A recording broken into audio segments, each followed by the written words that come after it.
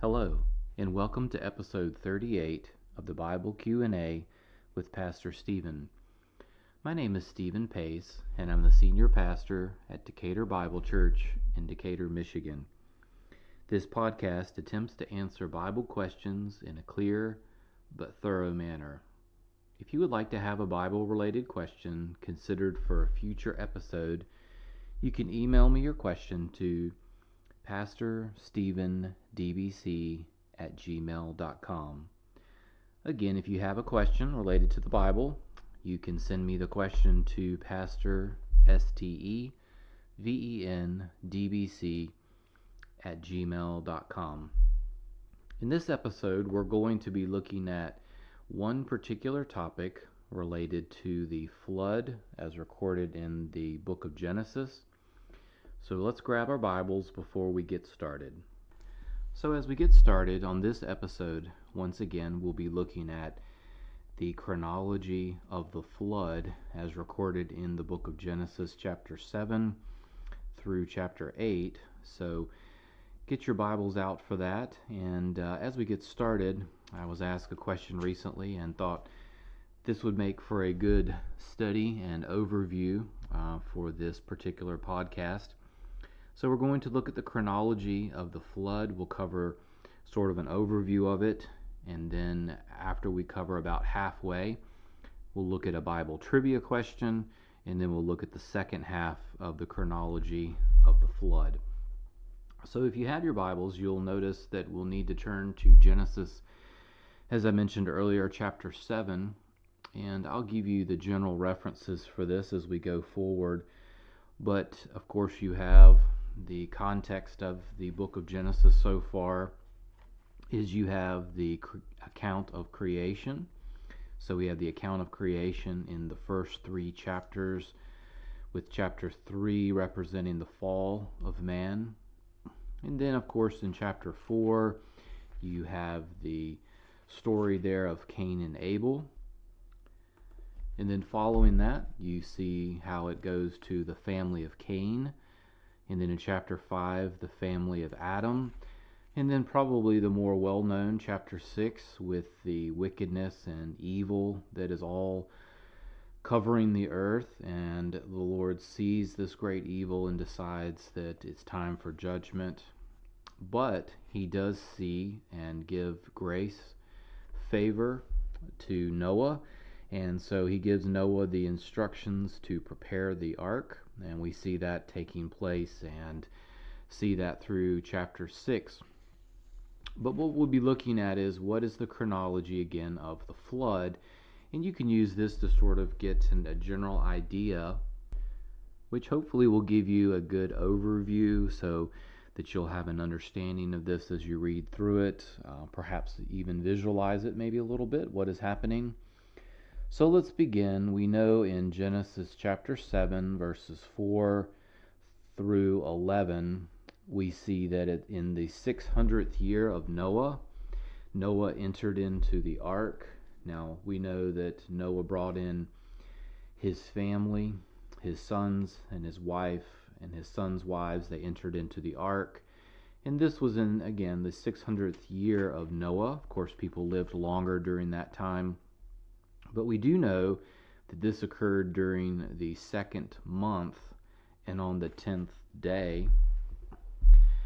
Then we know 7 days later that the rain began to fall. So what you have in Genesis chapter 7, verses 7 through 11, you have Noah entering into the ark with his family. So as we continue, what we'll find is in verse 12 of chapter 7, you'll see where the rain fell upon the earth for 40 days and 40 nights. So we see the time period that's going on there. So what we have is, again, in Genesis chapter 7, verses 7 through 11, Noah and his family enter into the ark. Then there's a 7-day, if you will, waiting period. And at the end of that period, the rain begins to fall. Then in verse 12, we see where the heavy rains, the storms, if you will, come, and they last 40 days and then 40 nights. Now, something worth noting here is, so we have 40 days, as I said, 40 nights, but I draw your attention to chapter 7, verse 24. Notice how it says the water prevailed upon the earth 150 days.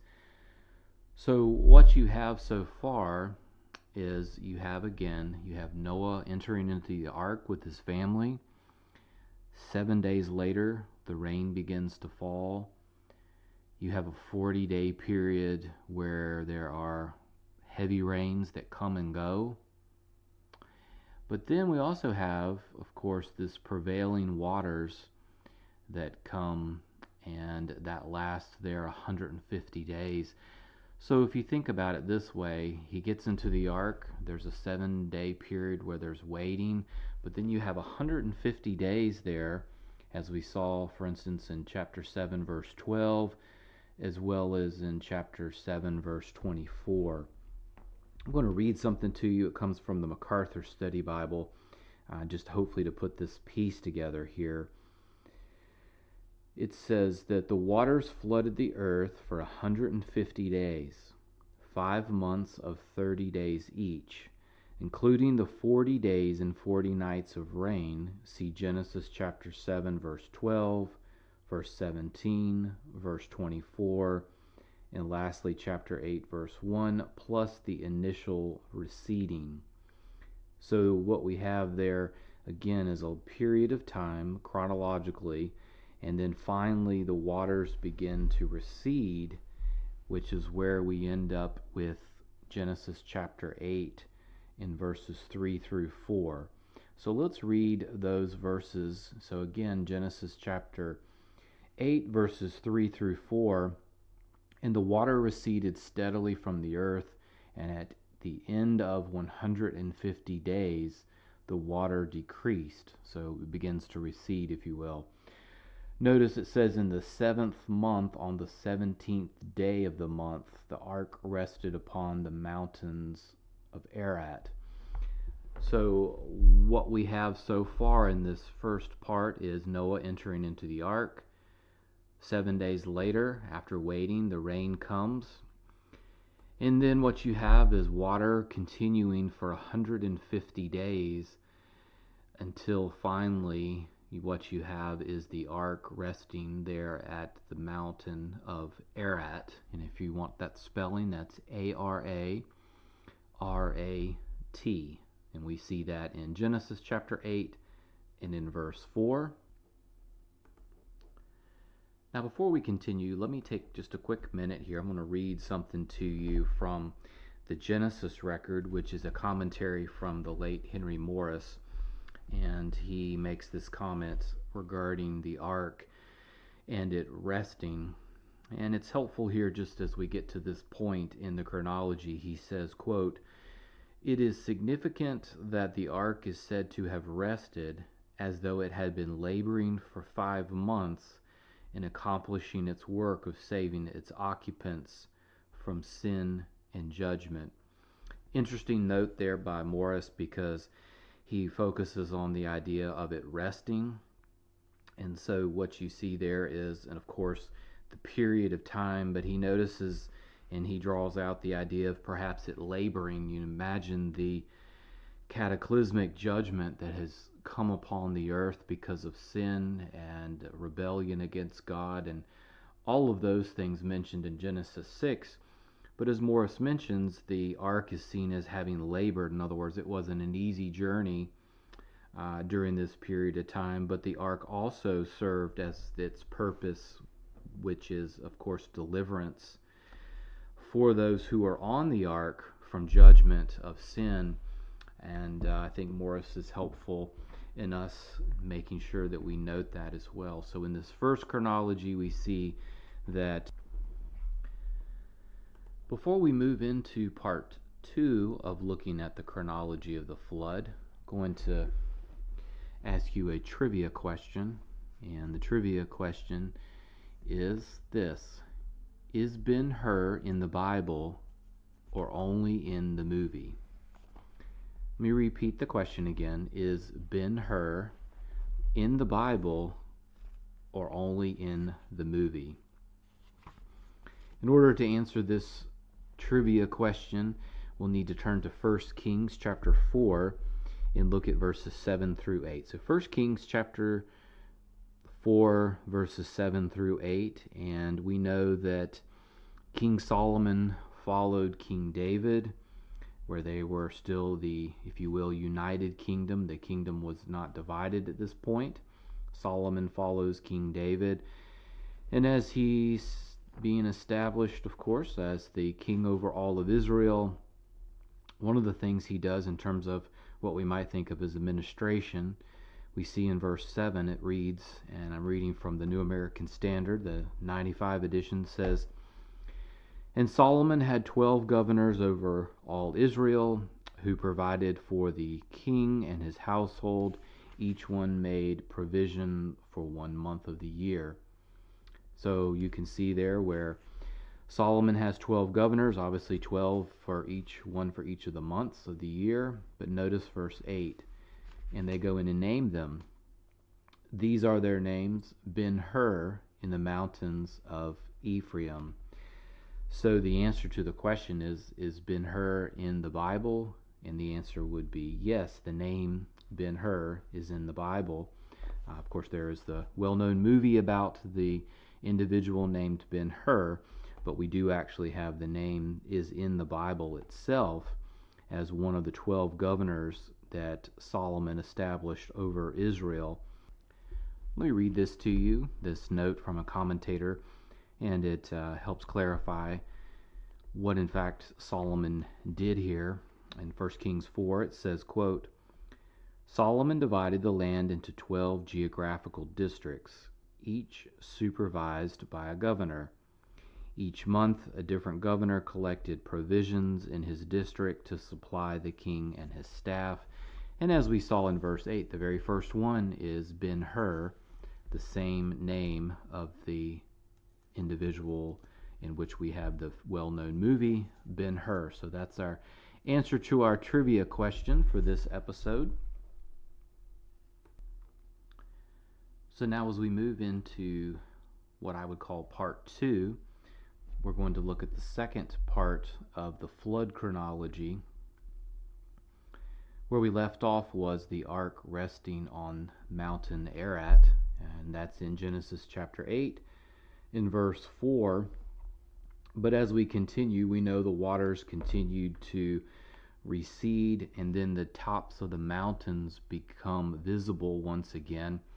So clearly you can see the catastrophic nature of the flood and just how long it takes for the water to recede. So just imagine the mountains, sometime looking out at them, imagining them having been covered for that long, and that period of time needed in order for them to become visible again. You can find this in Genesis chapter 8 in verse 5.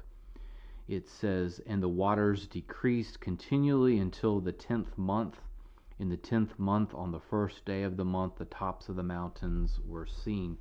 And you can see here as well, if you notice as we go through this, that Moses, when he records this, is very specific. He's very detailed. These aren't vague periods of time, but in fact is very specific on when these occur, oftentimes noting the first day of the month, for example. Now as we keep going here, we know the waters are receding here. And then 40 days later, we know a raven was sent out, and then a dove sent out and returned. You see that in Genesis chapter 8, verses 6 through 9. But then we have 7 days later that a dove is sent out, and then he returns with a leaf. So that's Genesis chapter 8 and verse 10. So we're looking at the month being the 11th month, and this is day 18. So they are obviously on the boat there, the ark, for quite a substantial period of time. But I want us to look at this one in chapter 8 and verse 12, because Noah has been sending out the raven and then a dove. He sends the dove out and returns with a leaf, but in this case things change. Notice verse 12. So he waited yet another 7 days and sent out the dove, which did not return again to him any more. So again, notice just how long it's taking for the flood waters to recede. So quite a cataclysmic, obvious judgment here by the Lord. Now as we continue, we see in chapter 8 and verse 13, as we come towards the latter part here of the chronology of the flood, you see where it says, "And it came to pass in the 601st year, in the first month, the first day of the month, that the waters were dried up from the earth. And Noah removed the covering of the ark and looked, and indeed the surface of the ground was dry." So just consider, when we started in Genesis chapter 7 and verse 4, we know that it was the 600th year of Noah in the second month and 10th day. So this is quite a long period of time. Again, just to imagine not only the consequences of the flood, but also how long it takes for it to completely subside. Now, so we know that the land is dry. Noah sees it. But then we see that the land being completely dry, Noah would exit the ark. And you can find this by reading where we left off, verse 14 through verse 19. Now, having given a general overview of the chronology of the flood, I would encourage you, before we finish, sometime to read verses 20 through 22 of Genesis chapter 8. We see that once Noah has been delivered from this cataclysmic judgment, you see where he builds an altar to the Lord. The Lord has faithfully delivered him through, and of course his family as well, but has delivered him through such a cataclysmic judgment that has come upon all of creation, in terms of the earth, that is. And he offers this burnt offering, and then in verse 21, the Lord is pleased with what he has given, meaning through the sacrifice there. But it's fascinating to see the ending, which is that the Lord promises to never do this again. He would never flood the earth in such a global, catastrophic flood again. Now, this, of course, doesn't mean that God won't judge the earth again. We know in, for example, 2 Peter chapter 3, verses 3 through 10, that the Lord will still bring judgment on the earth in the future. But the Lord is so gracious here, accepting the sacrifice of Noah, but also his grace in promising not to, if you will, do this judgment again, this type of cataclysmic flood. Well, that concludes episode 38. I pray that this has been helpful and a refresher, or if you've ever been confused by trying to get an overview of the flood, hopefully, Lord willing, that will help clarify some of the chronology. If you are interested in the study of it a little bit more, a couple of resources that I could suggest to you. Again, Henry Morris has a book entitled The Genesis Record. It's a commentary on the book of Genesis. He does really well with it. There are also resources that give charts on this if you're a chart type of person. The Bible Knowledge Commentary has a helpful chronology of the flood. You can also find one as well in the MacArthur Study Bible. He has one. It's somewhat similar to that Bible Knowledge Commentary one, but both very helpful if you want a chart. So encourage you to look at those should you want to inquire any more about that subject. Well, thank you for taking time to listen, and until next time, God bless.